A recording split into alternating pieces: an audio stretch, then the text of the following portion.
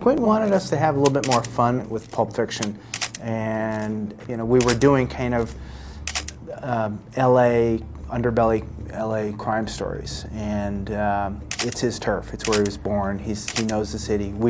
We also know and love LA, so we had this common love or passion for Southern California. He kind of let us go with a few of the big sets, like the Jackrabbit Slim set. We integrated some of the, you can call it this Googie style, which was a vernacular only to LA at the time. It was these coffee shops that were kind of done outlandish architecture. And the whole reason for that was it was supposed to be in LA, which was a car culture.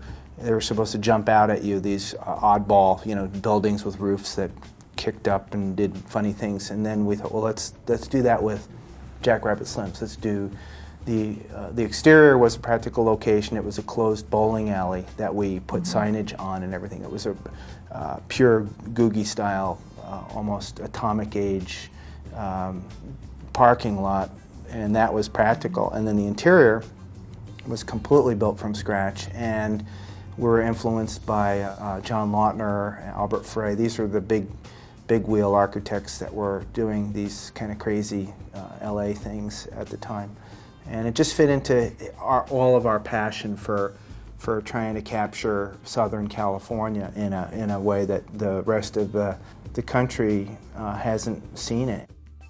Quentin did have a good paragraph in that script describing it, and that was based on things like there was an Elvis movie called Speedway. Yeah, there were two movies, Red Line 7000, Red Line, yeah. And then Elvis Presley's Speedway, and which actually had people standing in fake cars in a club. Yeah, there were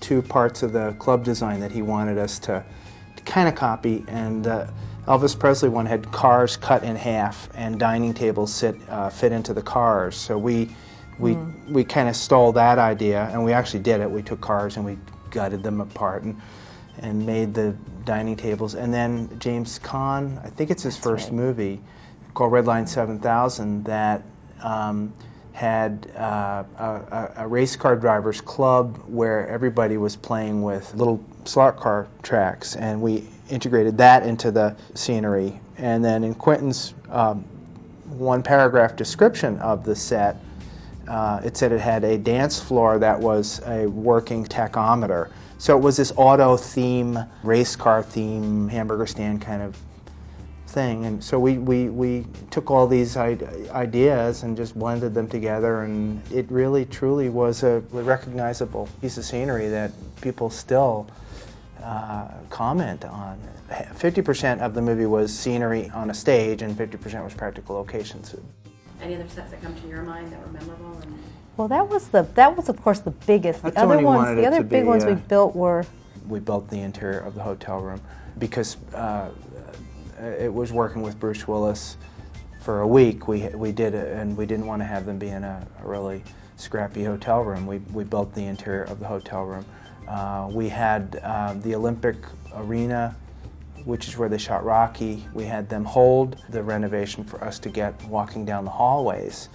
So the Olympic Arena was used for the practical hallways, and when you go in to introduce Bruce Willis, that was a little fitting room or changing room. Locker room. All those rooms were tiny, and we had to make it bigger. So it was a big cross-section of all these little sets that kind of fit into all of the practical locations. That's good. Was Marcellus's and Mia's apartment there too? No, that was a contemporary house. Again, we really try hard to try to find something that has never been used before in a movie, and this was never used before. It was a contemporary, modern Hollywood Hills view home that we looked at a lot, and Quentin liked that one, and we ended up using that one. There was a little vignette room that we did build on the stage, and that was the control room where the Travolta character comes into Marcellus's house, and she's sort of monitoring him for the voice. Through speakers and all. And she's kind of at a control panel, and that was built in the warehouse. What the hell was that? Car crash in the front of the Eric Stoltz character. We picked a a small vernacular bungalow, and we had to add a porch, which then John Travolta's Chevy Malibu crashes into. And then the other kind of interesting set was the basement of the pawn shop. Pawn shop was a practical location, and that was in the San Fernando Valley, and there are no basements in the San Fernando Valley, so we right. had to build a little torture. And these were all kind of labyrinth together. There were two warehouses that were behind the production office, and they were rather large. One was almost like the size of an airplane hangar, and that was the Jackrabbit Slim set. And then on the other side of the wall was this labyrinth of motel room, locker room, basement of the pawn shop, and a lot of other little tiny sets. So they're all in one building, and then in the front of that building was the offices where Quentin had his office. So what was really nice about that, it was Quentin was able to monitor what we were building and was able to kind of walk through all of these things as they were being built. And again, from a producer standpoint, it was thought out in a way that there were no surprises for the director. We were doing things together. It's now 10 years since we did that movie, and it holds up very well.